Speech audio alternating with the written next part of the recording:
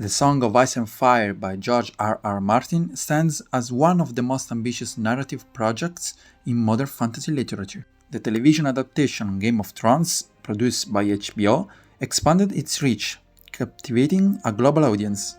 However, the transition from page to screen involved inevitable transformation in terms of characters, plot, central themes, and, most notably, the treatment of invented languages and the role of interpreters, with particular emphasis on the character of Missandei of Nat. In its early seasons, the television series follows the books quite faithfully, altered with some simplification and characters amalgamations. As the story progresses, especially after the show surpassed the published novels, from season 5 onwards, the differences become more pronounced. Characters such as Lady Stoneheart, Victorian Greyjoy, and Ariane Martell, all present in the books, are omitted from the series, significantly altering the development of certain storylines and the political balance of Westeros. The narrative arc of Daenerys Targaryen, for example, differs markedly between the two versions. In the books, her political and moral awakening is gradual, marked by inner conflict and cultural tensions, whereas in the series her trajectory is more direct and accelerated, culminating in the controversial and divisive ending. Both the books and the series explore fundamental themes such as power, legitimacy, identity, destiny, and free will.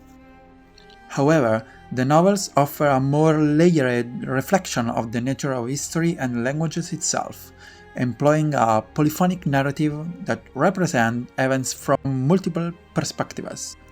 The show, while attempting to preserve this complexity, necessarily prioritizes visual spectacles and dramatic pacing. One of the most fascinating aspects of Martin's worldbuilding is its linguistic diversity. In the novels, the presence of various languages is a constant, but often implicit. References are made to High Valyrian, to Traki, the languages of the Summer Islands, the old language of the Children of the Forest, and, of course, the common language of the Westeros. The television adaptation brought these languages to life, thanks to the work of linguist David J. Peterson, who developed them into a coherent and functional linguistic system, complete with grammar, lexicon, and phonetics. The Traki and Valyrian become living languages, actively spoken by the characters. This work greatly enriched the authenticity of screen adaptation and allowed for a level of linguistic interaction that, in the books, often remain confined on indirect narration. In this linguistically rich context, the figure of Missandei emerges as pivotal. In the novels, she is a child prodigy, a polyglot capable of speaking more than 10 languages fluently.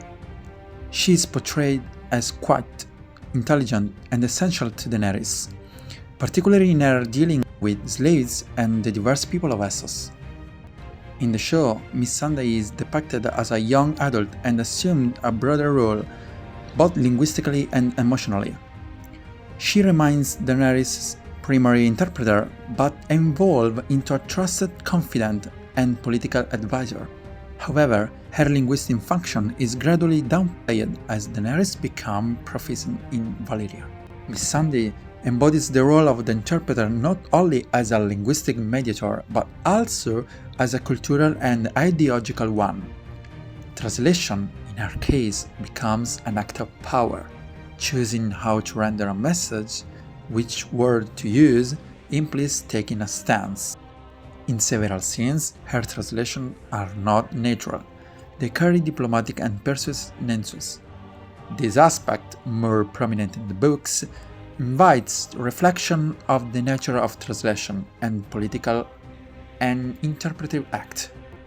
The comparison between A Song of Ice and Fire and Game of Thrones reveals two complementary approaches to world building. The books provide depth, introspection, and ambiguity, while the series favors synthesis, visual impact, and immediacy. The treatment of languages and the role of Missandei exemplify this. What in the books serve as a cultural background and meta-narrative reflection becomes on screen a diegetic, audible, and performative element. Missandei is not merely the one who translates. She's the one who bridges between different worlds and between words and power.